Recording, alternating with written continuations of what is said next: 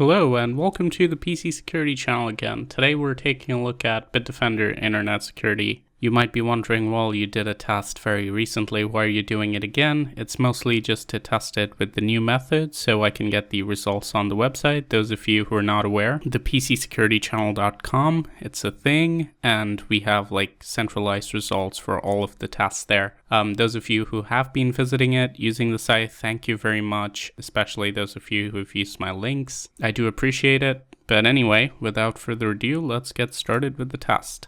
I will be using default settings like I do in all of these tests. If you're not familiar with the procedure, it's completely laid down on the site, so if you're having any kind of confusion, just go through the site. I'm not going to explain this every single video, so by now it should be pretty obvious what I'm doing. If not, just go to the PCSecurityChannel.com. There's a section on how I do these tests, the test methodology. Just check that out, and you will understand how this thing works. Everything looks good, so we're going to get started with phase 1 of the test. Remember, this is the preliminary phase. All products have to pass this phase in order to proceed to the next one.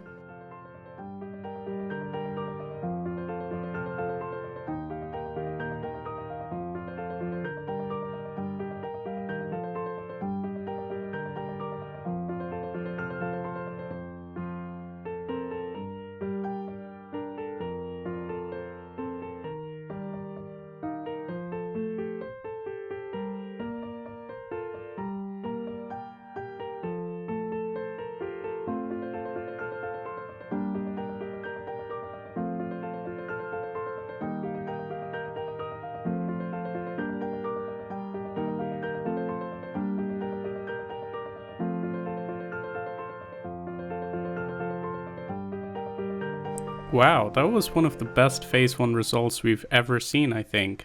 A proactive detection of 100%, so each of the threats was blocked immediately. The malware removal rate is miserably low, but that's just probably how Bitdefender handles files. It doesn't delete them straight away without your consent, which I guess is fine, like it's not a big deal. But this means we can move on to the more interesting phase 2. And while we're doing that, I just want to talk a little bit about like some of the comments on the previous videos. So the first time I used this new testing method was when testing Windows Defender. Actually, to the credit of Windows Defender, it is what made me develop this testing method, just because of how annoying it was when trying to like do these tests, because it wouldn't reliably scan and remove files. And in that video, I actually used the new test method with Windows Defender because that was the whole point. And at the end, I did a little segment with Bitdefender just to show people that, hey, other AVs can detect these files. It's not that I set Windows Defender up or anything.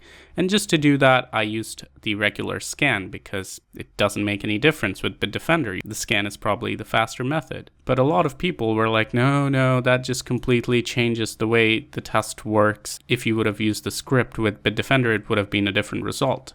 Obviously, those of you who know how Bitdefender works will understand that that's not really the case, because if something's going to be blocked by the real-time protection, it would be caught in the scan as well. In fact, the real-time protection would probably block more than what would be caught just in a scan, because then the other components come into play as well, like the behavior blocker. For those of you who are still not convinced, this test should be enough clarification. Let's get started with phase 2.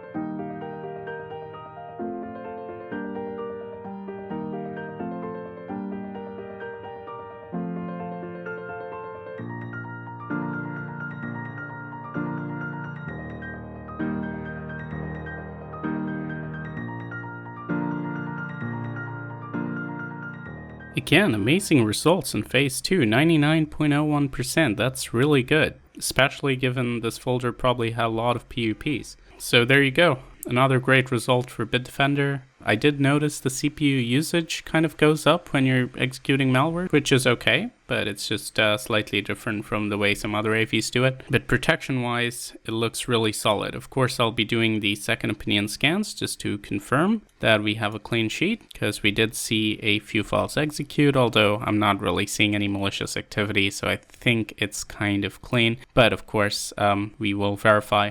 Alright, our second opinion scanners just confirmed that the system is as good as new, no threats, and I guess that concludes the test.